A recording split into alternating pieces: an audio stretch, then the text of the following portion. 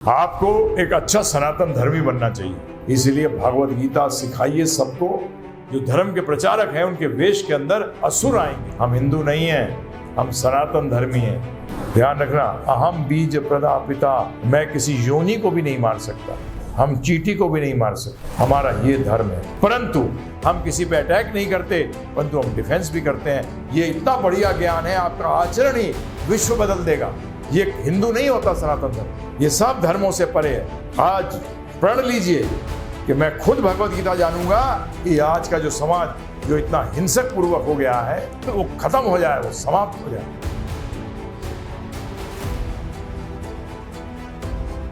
आपको एक अच्छा सनातन धर्मी बनना चाहिए। उसके विषय में यही है, आप जो सनातन धर्मी हैं, अच्छे सनातन धर्मी बनिए, जो कि आज आप नहीं हो, क्योंकि आप जानते ही नहीं कि सनातन धर्म है क्या। इसलिए भगवत गीता सिखाइए सबको।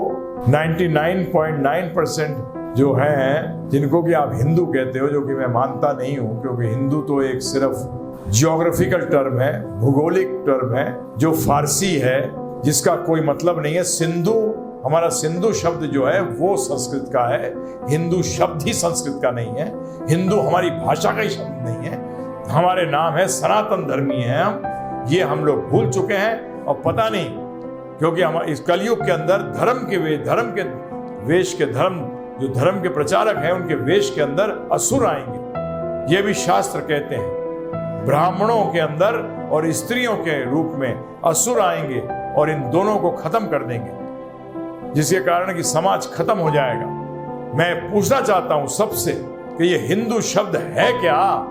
ये कहां से आया है? कौन से भाषा का है? ये संस्कृत भाषा का है ही नहीं। सिंधु जो है, जिससे कि हिंदू का शब्द निकला है, सिंधु जो नदी थी, सिंधु का मतलब होता है बहुत बड़ी।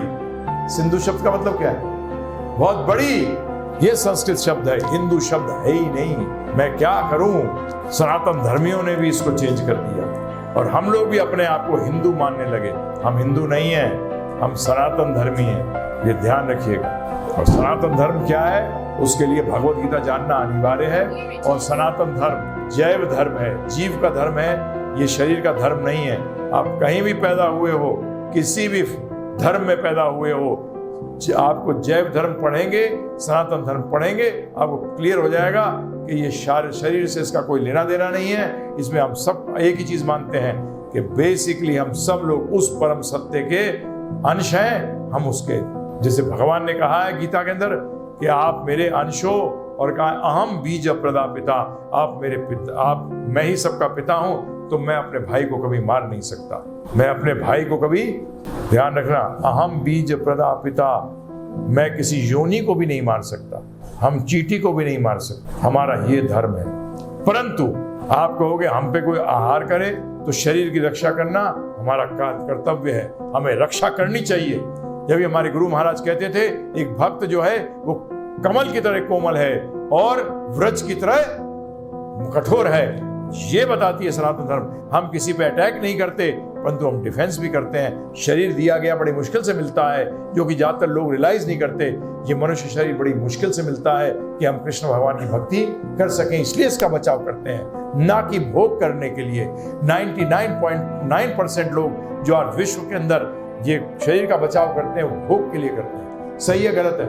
योग के लिए नहीं करते, जबकि इसका इस्तेमाल किस लिए होना चाहिए? योग के लिए, भोग के लिए नहीं। आज योग को भोग के लिए इस्तेमाल किया जाता है।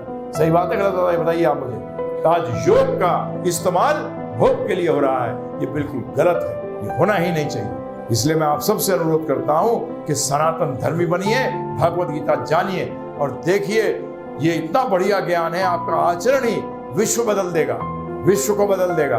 मैंने पहले बता चुका हूं। मुझे पंजाब के बॉर्डर से एक हमारे मुसलमान भाई का आया था फोन, व्हाट्सएप आया था, उसने वॉइस में बोला था, बोलता अगर ये आप जो बता रहे हो ये हिंदू धर्म है, अगर ये उसके टेनेंट्स हैं तो बहुत बढ़िया है, अल्लाह आपको बड़ी उम्र से नवाजे।